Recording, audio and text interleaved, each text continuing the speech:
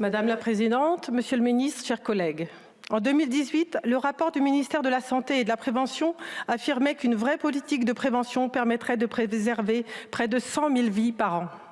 Et c'est seulement 5 ans plus tard qu'Emmanuel Macron annonce vouloir mettre le paquet sur la prévention, alors que pourtant aucun budget n'est prévu en la matière dans le PLFSS 2024 imposé par 49.3. Mieux vaut prévenir que guérir, surtout quand on n'a plus les moyens de se soigner.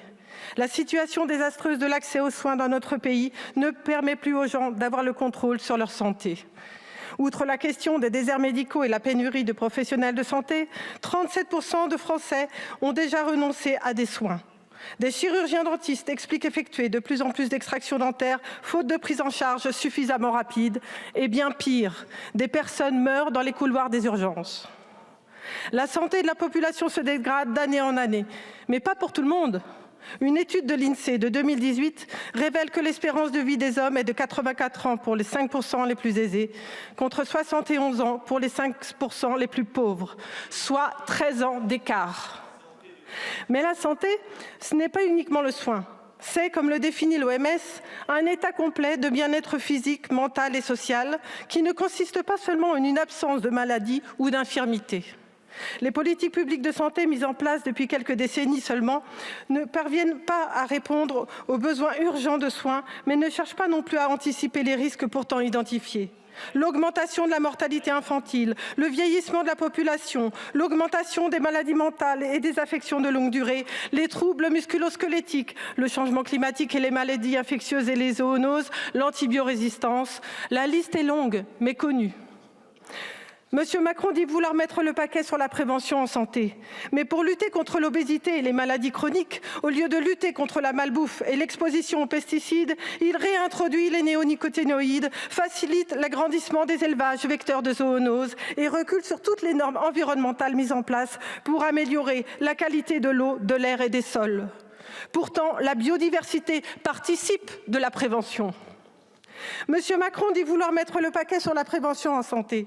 Mais par ordonnance, il a démantelé la médecine du travail, l'inspection du travail et les CHSCT dans les entreprises. Il a supprimé les critères de pénibilité et fait ensuite la chasse aux arrêts de travail. Et surtout, il a imposé par 49.3 2 années de travail supplémentaires pour parvenir à la retraite. 2 années de travail supplémentaires qui accentuent les risques de maladie et d'accidents du travail. Pourtant, les conditions de travail participent de la prévention en santé.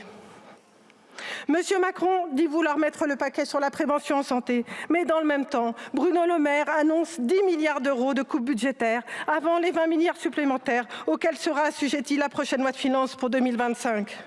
Pourtant, les services publics participent de la prévention en santé. Vous voulez mettre le paquet sur la prévention. Alors arrêtez de vider les caisses de la sécurité sociale en ubérisant la société et en réduisant les salaires et instaurez le 100% sécu. Rétablissez un code du travail protecteur. Faites de la santé publique une discipline majeure du cursus des futurs professionnels de santé et densifiez le réseau des structures relais en augmentant les moyens des PMI et des centres de prévention et de santé publique. Faites face au lobby de l'agro-industrie et de l'industrie pharmaceutique. Par exemple, imposez le Nutri-Score sur les emballages et instaurez un pôle public du médicament. Accélérez la transition écologique et creusez la piste d'une sécurité sociale alimentaire. Intensifiez la lutte contre la consommation de tabac et d'alcool. Et c'est d'actualité, légaliser et encadrer la consommation, la production et la vente de cannabis et affecter les recettes des taxes sur le cannabis à la lutte contre les addictions et à une politique de prévention. Arrêtez la privatisation des services de santé, n'utilisez plus de cabinets de conseil, écoutez les patients, les aidants, les professionnels de santé et les collectifs citoyens. Ouvrez des places dans les hôpitaux psychiatriques, arrêtez les fermetures de lits, de maternités et de services hospitaliers. La liste n'est pas exhaustive.